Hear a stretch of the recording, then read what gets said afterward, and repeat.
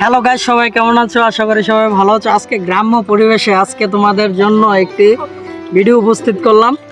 আর আজকে গ্রামের মাঠে আমাদের আমাদের যে কুমিল্লা এরিয়ার গ্রামের মাঠে ঘাটে অনেক জায়গায় শাপলা ফুল ফুটে থাকে।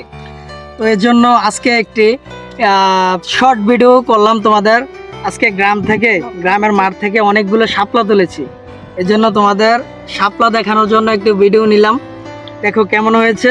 এটা হচ্ছে আমাদের জাতীয় ফুল, বাংলাদেশের জাতীয় ফুল শাপলা। এটা সবচেয়ে অবহেলিত ফুল, যেটা দিয়ে মানুষ সব কাজে ব্যবহার করে না, সেলিব্রেশন করে না। এই যে আজকে এর জন্য তোমাদের সেলিব্রেশন করার জন্য আজকে তোমাদের শাপলা দেখাচ্ছি। Now for you.